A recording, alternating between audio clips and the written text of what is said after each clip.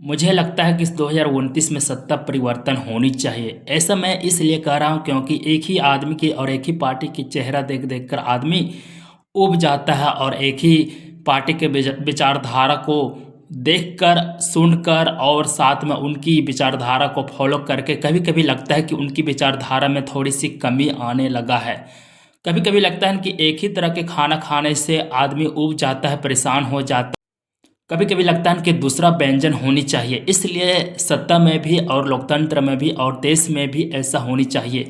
जब एक ही पार्टी के 15 सालों तक सत्ता रहती है, उसके बाद परिवर्तन नहीं होता है, तो लोकतंत्र कमज़ोर में पड़ने लगती है और मनमानी तरीके से सत्ता चलाने का तरीका अपना लेते हैं एक ही पार्टी के जब सत्ता रहता है। इसलिए हर 5-10 साल में सत्ता परिवर्तन होनी चाहिए, हर 2 टर्म तक ही मौका मिलना चाहिए, ताकि इस तरह से लोकतंत्र मजबूत रहे और देश में विकास की मर्यादा बनी रहे।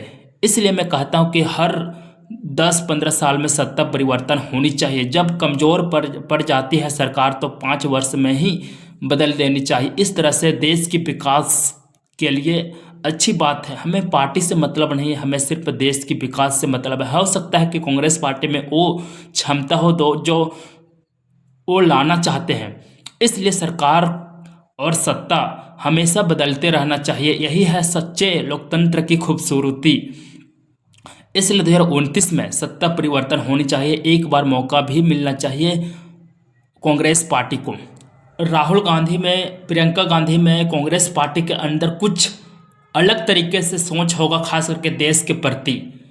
बीजेपी जब से आया है तब से उनका भी विकास रहा है, लेकिन हो सकता है कांग्रेस के पार्टी के अंदर कुछ और विकास हो सके।